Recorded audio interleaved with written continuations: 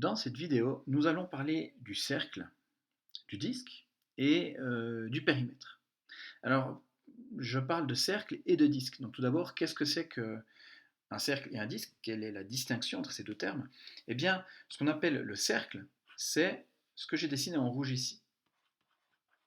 Donc c'est quelque chose d'unidimensionnel, c'est une ligne qui fait le tour ici de l'objet. Alors l'objet à l'intérieur ici, c'est ce qu'on appelle justement le disque. Donc on fait une distinction entre le bord de l'objet et l'objet lui-même. Ce qu'on ne fait pas pour le carré, par exemple, ou le triangle. Le cercle et donc le disque sont des objets particulièrement importants, particulièrement utilisés en maths, donc on fait cette distinction. Ce n'est pas quelque chose que je vous demande d'utiliser, mais en tout cas, je vais essayer, moi, de pas trop, voilà, d'utiliser bon terme, de pas trop me planter. Voilà, maintenant qu'on sait ce que c'est un cercle et un disque, quelle est la taille d'un cercle ou d'un disque? Eh bien, il y a deux façons de considérer la taille d'un cercle ou d'un disque. La première, c'est de considérer ce que je viens de placer ici, c'est-à-dire parmi toutes les cordes, hein, une corde, c'est un segment qui va d'un point à un autre du cercle. Eh bien, parmi toutes les cordes, les plus grandes, c'est ce qu'on appelle les diamètres.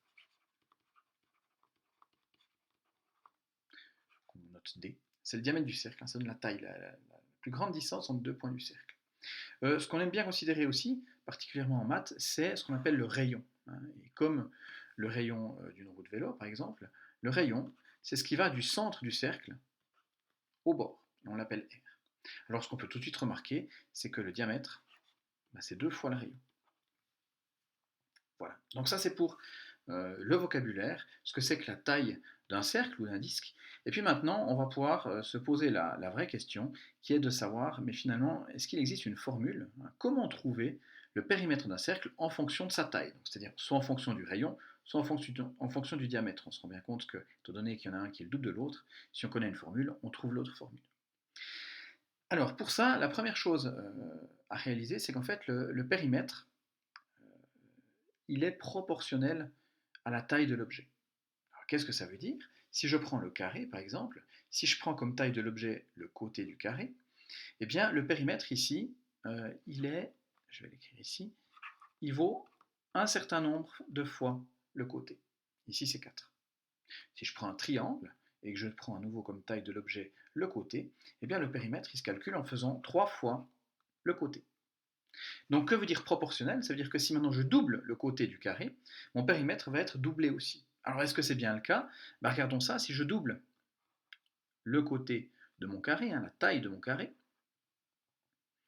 eh bien je me rends compte que le périmètre a aussi doublé, hein. Ici j'ai 1, 2, 3, 4, 5, 6, 7, 8 fois le côté, alors qu'avant j'avais que 4.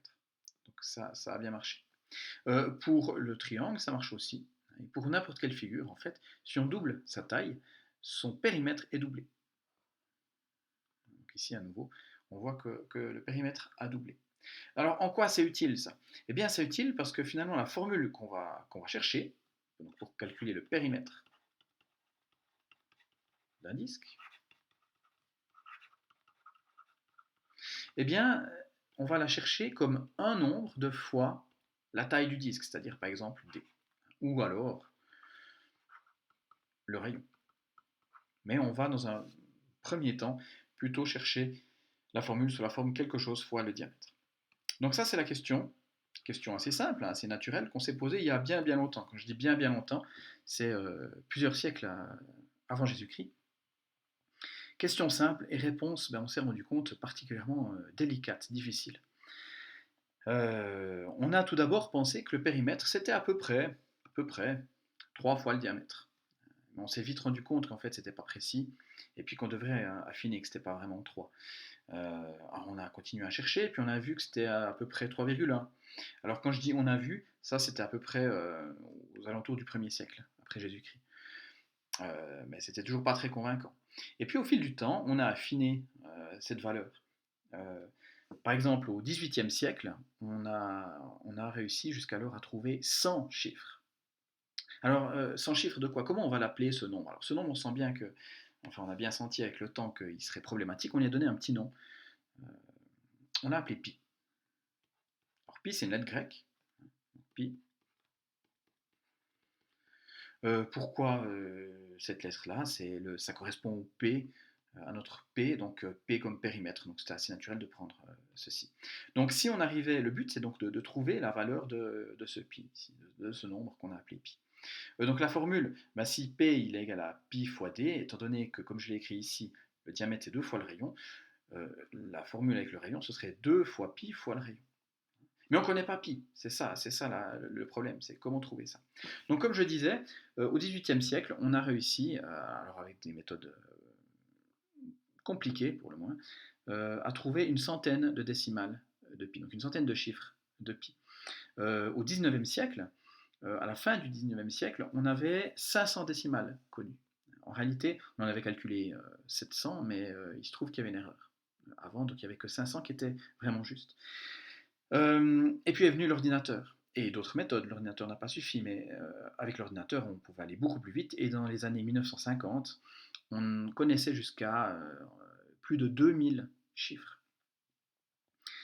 Et puis en 1970, on a dépassé le million. Et puis dans les années 2000, on compte des milliers de milliards de chiffres de pi. Malheureusement, on s'est rendu compte, et quand je dis ça, c'est qu'on l'a prouvé mathématiquement, que ce nombre, on ne le trouverait jamais. C'est-à-dire que c'est un nombre irrationnel. Alors, c'est quoi un nombre irrationnel? C'est un nombre qui se termine jamais, il a une infinité de chiffres. Bon, ben ça, vous connaissez déjà des nombres comme ça, hein. Il y a 0,3 périodiques, hein, c'est-à-dire 0,3, 3, 3. Il se finit jamais non plus. Mais pi, il a plus que ça. Non seulement il se finit jamais, mais en plus il n'est pas périodique. Donc c'est jamais les mêmes chiffres qui se répètent dans le même ordre. Voilà, donc c'est un nombre bon, particulièrement méchant, hein. Alors on pensait que on peut penser que c'est un nombre rare, hein. En réalité, il y en a beaucoup des nombres irrationnels. Il y en a même plus que des nombres entre guillemets normaux, hein, qu'on appelle rationnels. Donc des nombres qui peuvent être écrits comme une fraction, des nombres qui soit se terminent, soit en une période, hein, se répètent. Non, ces nombres irrationnels, ils sont plus nombreux que les nombres rationnels. Ils sont même, alors là on arrive à des choses compliquées, ils sont même infiniment plus nombreux que les nombres rationnels. Donc voilà, c'est pas une exception. Alors il a des propriétés pi. On a beaucoup étudié pi, il y a encore des questions qui sont en suspens d'ailleurs. Mais enfin voilà, c'est un nombre pas beau. Alors comment est-ce que vous allez pouvoir utiliser ce nombre? Eh bien on va l'approcher. Donc euh, alors c'est quoi pi? Alors pi, eh bien pour vous, ça va simplement être la touche de votre calculatrice, hein. C'est-à-dire que, alors il vaut environ, alors vous devez quand même savoir que c'est environ 3,14. Allez, 3,14, 15, il y a plein de chiffres derrière, hein, comme j'ai dit, il y en a une infinité. Mais votre machine à calculer, hein, toute bonne machine à calculer, connaît pi. Alors quand je dis connaît pi, il connaît un certain nombre de chiffres, hein, une dizaine de chiffres de pi, ça suffit pour faire les calculs. Donc voilà, donc la formule que je vous donne finalement, hein, enfin il y en a deux. Alors j'ai mis celle-ci en parenthèse. En réalité, on va plutôt utiliser celle-ci en maths, hein. Alors dans certains domaines, on utilisera plutôt celle-ci, mais nous, bah non, nous on va en maths préférer cette formule et vous le verrez plus tard. Pourquoi? Euh, on préfère cette formule-là, donc c'est celle-là que je vous conseille plutôt de mémoriser, et puis on va l'utiliser donc en utilisant euh, la calculatrice. Donc dès qu'on aura un calcul de périmètre à faire, bah, la machine se révélera bien utile.